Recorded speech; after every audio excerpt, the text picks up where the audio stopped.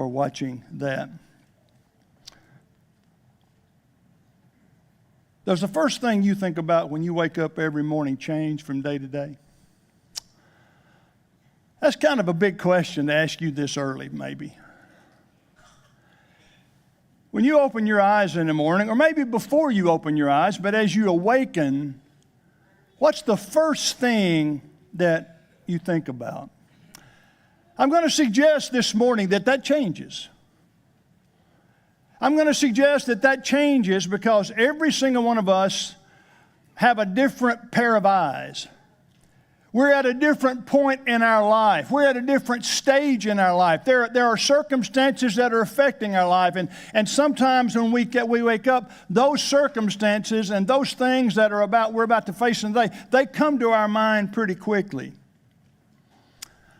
I'd like for this lesson this morning to kind of merge everyone's thought when we awake to the same thing, so that we reestablish our purpose in life and we move forward that day with that purpose in our minds. You may already do that. I'm confident that this group probably already does that for the most part. You may do that consciously. You may do that even subconsciously. And you may do that as a result of a prayer that you might offer as soon as you get up, or just an acknowledgement to God that God is, and you're grateful for the blessing that you have of waking today and thinking about what God can provide for you.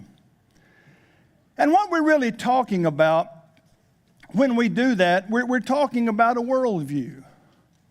Where we're talking about a point of reference that you have that's at the forefront of your mind always, and you live your life with that in your mind.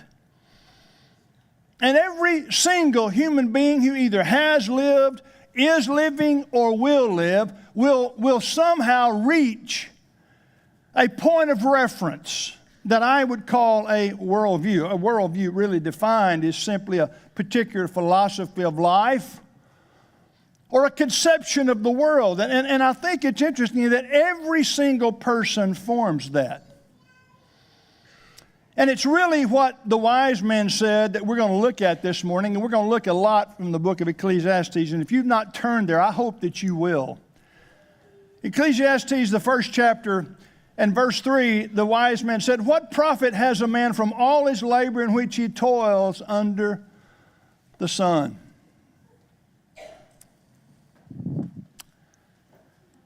You ever ask yourself, what's the point? You ever ask yourself, what's the point? I get up.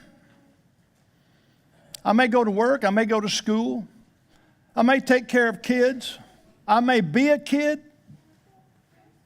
I may be going off to college today. I may be embarking on some new thing. I may be taking care of elderly parents. I may be having dinner with a friend. I may be participating in a sport or an activity. I may be doing something that's of a service nature to people. I may be just doing something where I'm trying to make money so that I can support my family. But I want to ask you a question. What's the point of all that? I may have a lot in this world. I may have very little in this. What's the point? What's the point? That's exactly what I believe the wise man is asking in chapter 1 and verse 3 of Ecclesiastes. What profit? What's the point? What's the point that a man has of all his labor which he toils under the sun? I spend my whole life doing what I do, and what's the point? And I want to tell you something about that, folks. Some people never reach a conclusion about that, and they live their life just day to day, minute to minute, second to second, and they really don't know. I want to ask you this morning, what's the point to your life?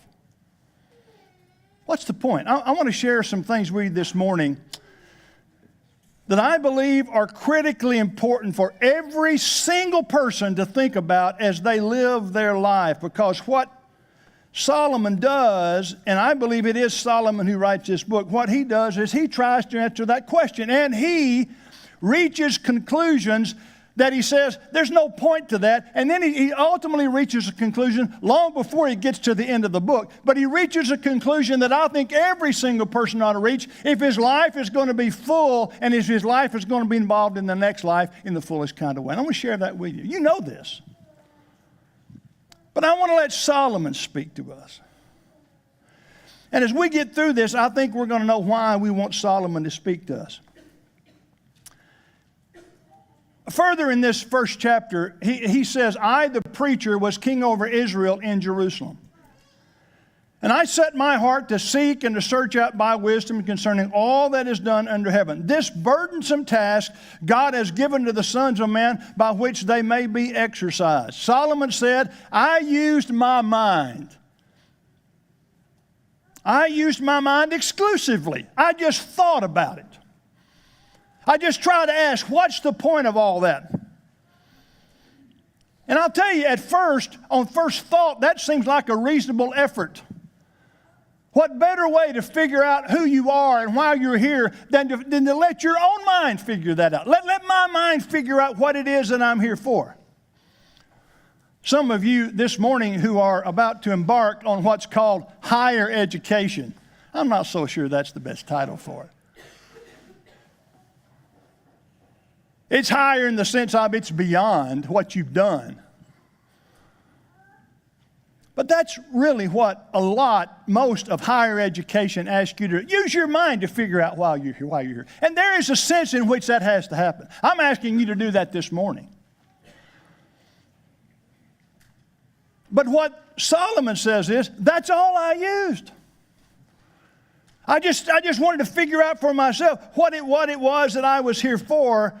And so he said, I set my heart to seek and to search out by wisdom concerning all that's done. That's how I did that. I just thought about it. I sought it and I searched for it and I tried to find it. And he said, I love this thing. He says, it is a burdensome task. It is a burdensome task that God has given to the sons of men by which they may be exercised. Think about that word. That word means afflicted. Let me tell you what, if you think about it long enough, it will afflict you. There have been times in my life where I've literally sat and thought to myself, what in the world is my purpose? What am I doing here? What's the point? You ever thought about that? You ever thought about that? And the answer is absolutely. Every single person has thought about that. Some of you are thinking about that right now. I can tell by the look on your face. Yeah, Kenny, I know what you're talking about. It is a burdensome task that God's given. God wants you to think about why you're here. He wants you to try to figure that out. He wants you to think about that. But it is a burdensome task, and it's a task that afflicts. That's why some people look at this book of Ecclesiastes and go, I don't like it. It's depressing. It's discouraging. It's burdensome. It is. It is. But how thankful we ought to be that Solomon, in all his wisdom, asked the question and figured it out. But if you're trying to figure out, I want to say, if you're trying to figure out why you're here and what your purpose is, and you're trying to do that by yourself, you're going to be miserable, folks. Afflict is not even the word. Exercised is not even the word. Burdensome and task, those aren't even the words that you're going to end up feeling. If the only thing you're trying to figure out is why are you here, let me figure it out and let me do it my way. You're going to be miserable. That's what Solomon said. And here's why you're going to be miserable. Because in verse 14 he says, I've seen all the works that are done under the sun, and indeed all is vanity and grasping for the wind. It's wind grasping. It's trying to find the answer, and you keep searching for it, you keep grasping after it, and you never catch anything. It's vanity. It's so brief, and what you're trying to catch, while there may be some meaning to it, it comes and it goes so quickly that it's as if you never even had it. So I'm successful. So I own a business and I make money. So?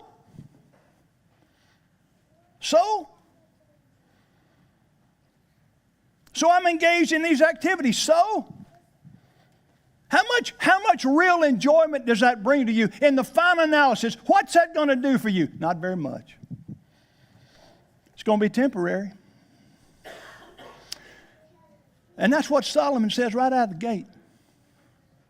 I've done it. I've looked at it. And when you get to verse 16, he adds a little twist to this when he says, I communed with my heart. You see, he wants to make sure we understand, listen, I've been thinking about this stuff for a long time, and God's given me the ability to think about it in the wisest kind of way. I communed with my heart, saying, look, I have attained greatness. I've gained more wisdom than all who were before me in Jerusalem. My heart has understood great wisdom and knowledge. I don't just have it, I get it. I understand it. And I set my heart to know wisdom and to know madness and folly. I perceive that this also is grasping for the wind. Solomon says, I've got this wisdom, and what I did is I added to it. I added madness and I added folly. I would call it craziness. I would call it a life that's unhinged, that's unfettered. I added to what I know, and I started doing what I know, what I wanted to do. Madness and folly, I think that's an interesting change. It's an interesting adaptation to wisdom. I thought about it, I used my mind, and I started doing more than just using my mind. I started engaging in it. So he uses my wisdom, but he mixes in frivolity as a lifestyle. What's the gist of what he says? Well, in chapter 2, he says, I searched in my heart how to gratify my flesh with wine, while guiding my heart with wisdom, and how to lay hold on folly till I might see what was good for the sons of men to do under the heaven all the days of their lives. He did for us what we don't have to do, but yet what we try to do sometimes. There are some men who use wisdom exclusively, and they search out for the meaning of life just using wisdom, their mind. They're trying to figure it out. But there aren't many people who do that, I don't think. Some do. Some do. But what most do is what Solomon says I'm doing now. I communed with my heart, and I added some things that have to do with madness and have to do with folly. And he said, I did that till I might see what was good for the sons of men to do under the sun. His purpose is still good. I'm still trying to figure this thing out. So I want to do it and see where it leads me. And I'll tell you the extent to which he did it. He said, I made my works great. I built myself houses. I planted myself vineyards. I made myself gardens and orchards, and I planted all kinds of fruit trees in them. I made myself water pools from which to water the growing trees of the grove. I acquired male and female servants and had servants born in my house. Yes, I had greater possessions of herds and flocks than all who were in Jerusalem before me. I also gathered for myself silver and gold and the special treasures of kings and of the provinces. I acquired male and female singers, the delights of the sons of men, and musical instruments of all kinds. I like the last part. I went to all sorts of concerts.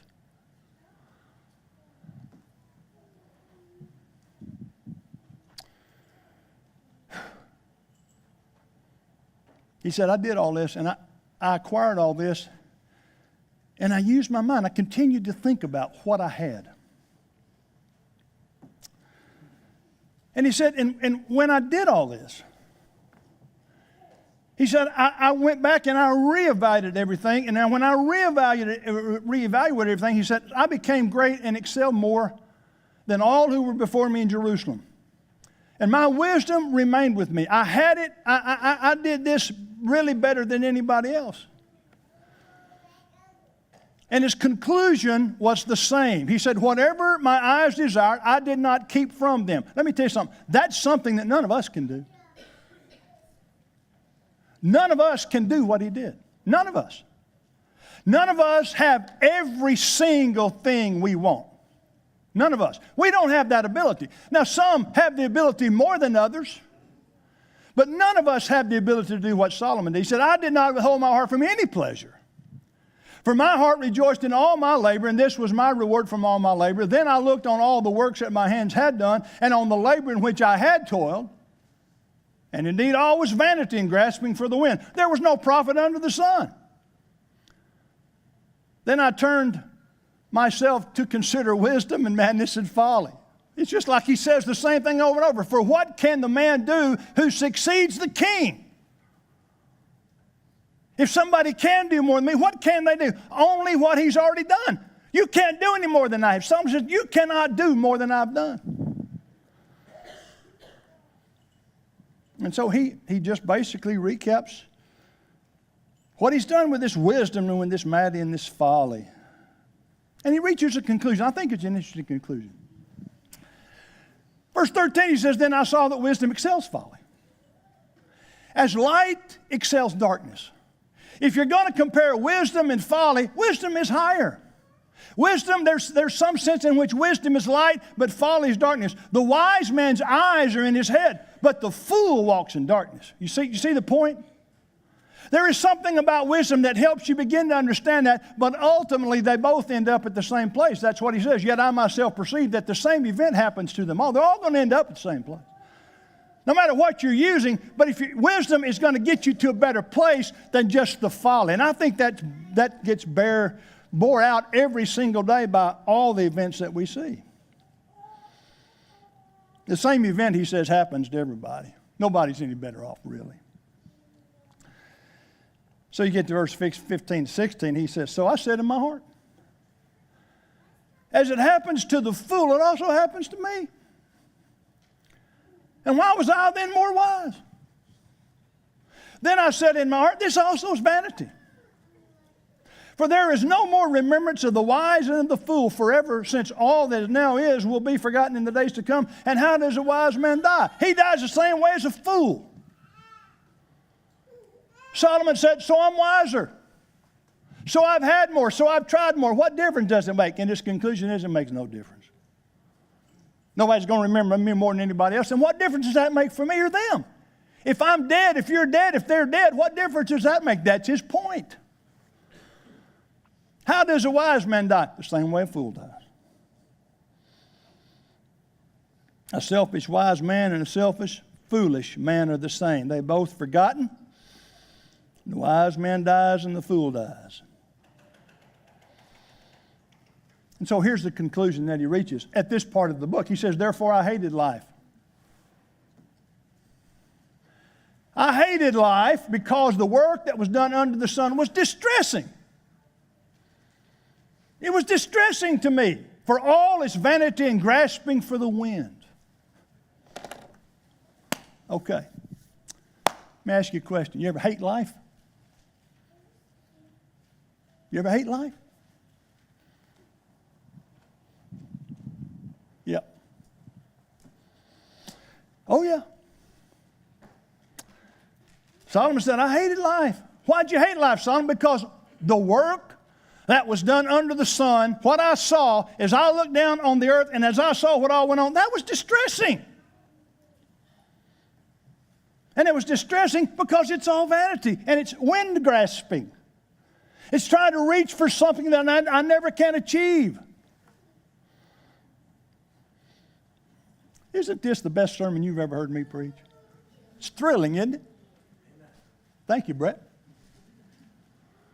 It is discouraging. But what a great lesson. What a great lesson for somebody who's gone through it to share with us and then reach a conclusion that's going to help us. We're not to it yet, but we're almost there. He said, I hated life. It was distressing. It was discouraging. And that's what this book is about. It's just filled with what Solomon said, what he said he tried. And the conclusion is that whatever he tried, it had some benefit. What you've tried this morning up to this point in time in your life, it's had some benefit. You've reaped some benefit. You're reaping some benefit. You will have further benefit, but it won't last. And in the final analysis, it won't mean very much to you. It doesn't mean very much to me what I've done.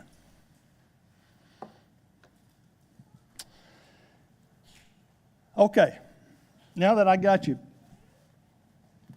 in the pit, I'm going to bring you up. I'm going to tell you what Solomon said. I'm going to tell you what Solomon said you need to do. We're going to do this long before we get to chapter 12. I'm going to tell you what he said you need to do. You ready? Ecclesiastes 5, beginning in verse 1. Walk prudently when you go to the house of God, and draw near to hear rather than to give the sacrifice of fools, for they do not know that they do evil. Do not be rash with your mouth, and let not your heart utter anything hastily before God. For God's in heaven, and you're on earth.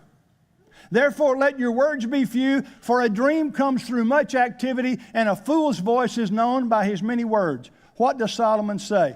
He says, zip it.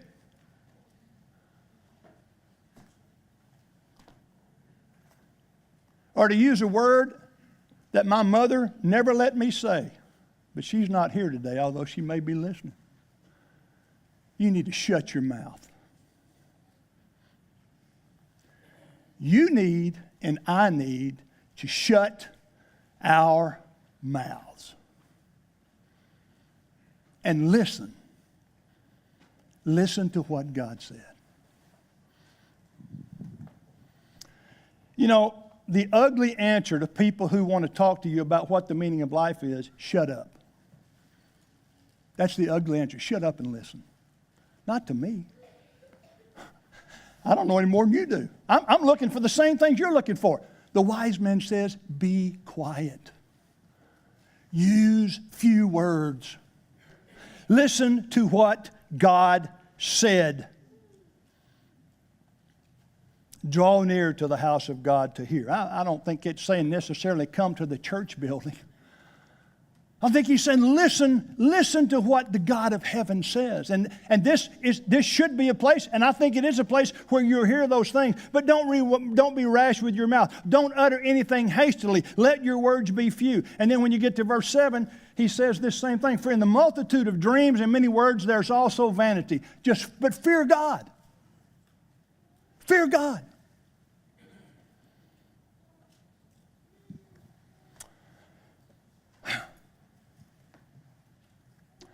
In the multitude of dreams and many words, there's also vanity. Don't you see that? Do you see that personally? Have you tried in your mind, when you sat down and you said to yourself, what's the point of this? And you've reached this conclusion. You know, the point is, I need to get a good job. I need to live in a big house. I need to be able to do everything that I want to do. I want to have kids, and I want this, and I want that, and I want to do this, and I want to do that. And then in the final analysis, you go, what's the point? There's some benefit. There's some good things about that, but they're not going to last long. That's where all of us are today. You're sitting in this audience today, and I know when I said that, you're going, that's me, Kenny. You know why I know it's you? Because it's me. It's every single person.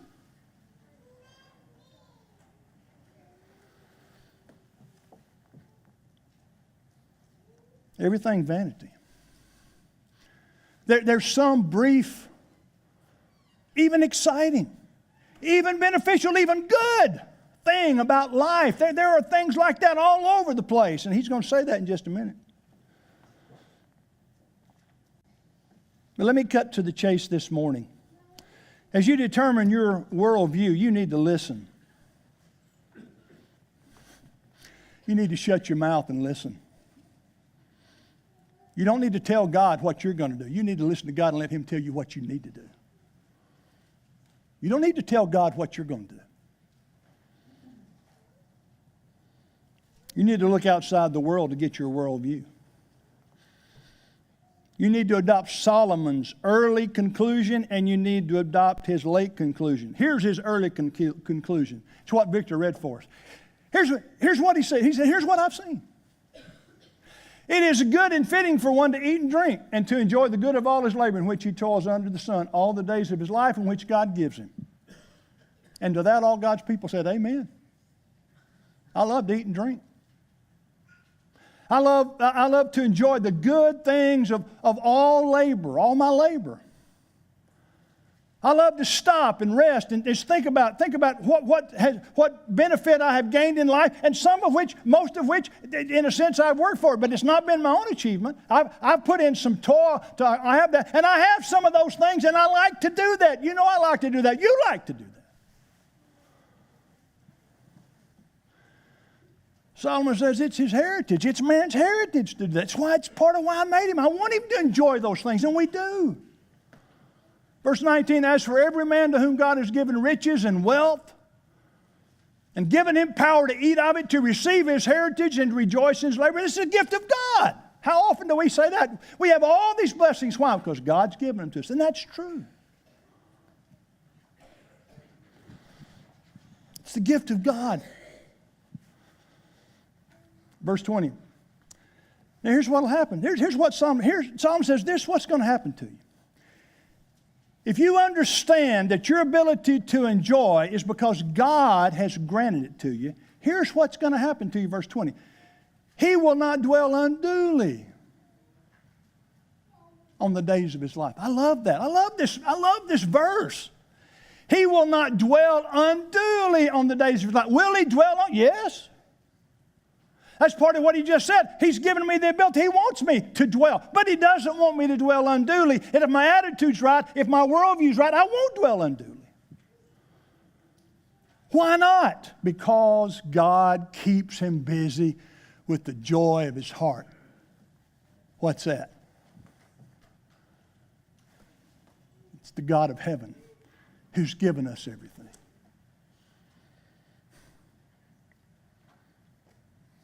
God keeps him busy with the joy of his heart. All of these things that now come into focus, that now really start to mean something to me, all of those things now, they keep me busy because that's what the joy of my heart is.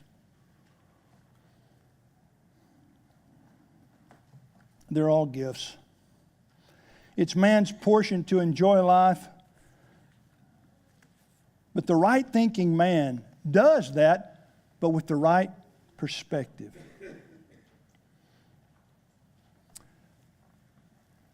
What is his joy? His joy is to fear God. Your worldview that is not vanity and that's not wind grasping is God-fearing. That's why when he concludes the book, he says, let us hear the conclusion. It's not just a conclusion, it's the conclusion. Let us hear the conclusion of the entire matter.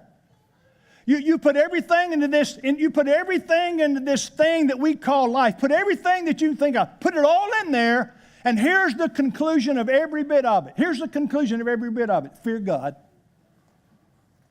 Fear God, keep his commandments. This man's all.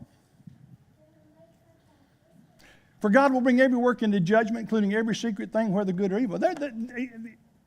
What happens in my life comes into play. God doesn't forget that. He doesn't want you not to enjoy that. As a matter of fact, he wants you to enjoy it. But you better enjoy it with a worldview that says, I fear God, and everything I do revolves around that. That's why in chapter 11 and 12, he says to young people, he says, you need to remember your Creator while you're young. Because there's going to come a time when you're not young. And let me add the Kenny translation. That's going to get here sooner than you think. Right, old people? Yep. You need to remember your Creator in the days of your youth, and while you're pursuing becoming whatever it is that you're going to become, which is a wonderful thing and which is going to give you great benefit, that pursuit's always secondary. Always secondary. And whatever you're beginning now as you transition to a new school year in a different place and to a higher education, and whatever you're planning, whatever you're pursuing, I hope you make it, and I hope it's always at least about third or fourth on your list of priorities. I hope you get there. But when you do, it's not going to last long. Aren't you glad you came this morning? It just ain't going to last long, people. And while you're getting there, and while you're playing this game we call life, and while you're involved in this thing we call life, you better understand that fearing God and keeping his commandments is what it's all about. You see the point to all that? I think you do. I want to I want to close with a poem. I'm not a big poem guy.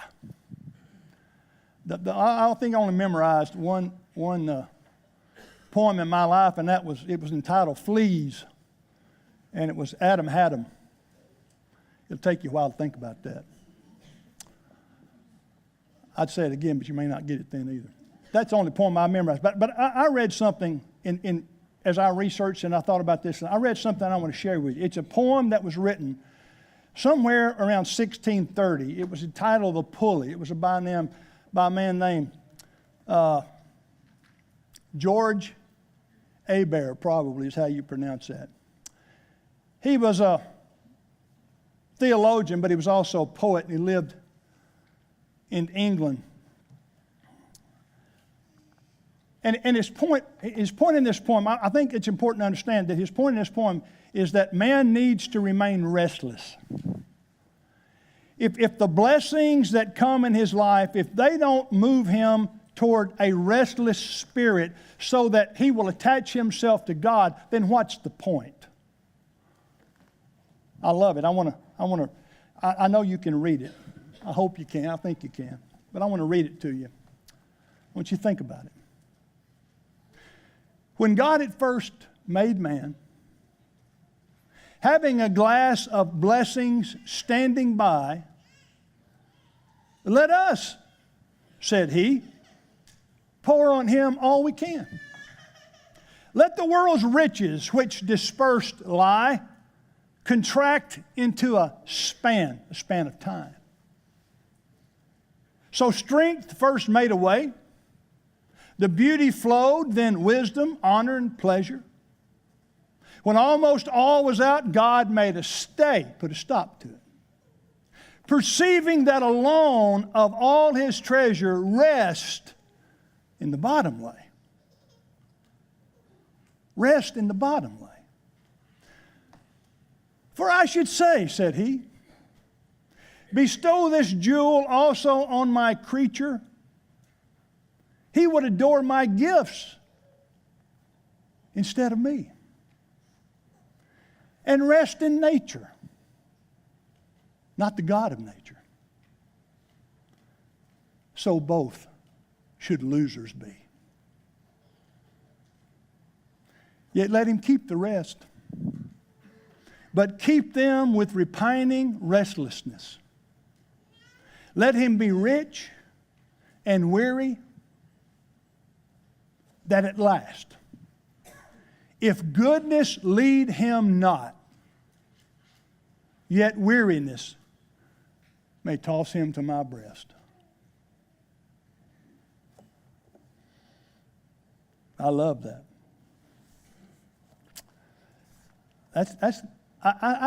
That's just me. What everybody said, what he wrote is me. It's God has he's poured all these blessings into me. He's poured all these blessings into you. And if we're not careful, those blessings create a vanity that is the worst possible thing for us. The worst possible thing. What he wants those blessings to do, my good friends, is to create restlessness. He wants those blessings to create, if you will, a vacuum that says, something else fills this. Something else fills this. And what God said is, I feel it. I feel it. If you'll fill your life with me first and allow me to give you the gifts and to pour out these blessings that I have poured out on all men, if you'll allow me to do that, and you'll keep the perspective and the worldview and the mindset that you ought to have, your life will truly be blessed.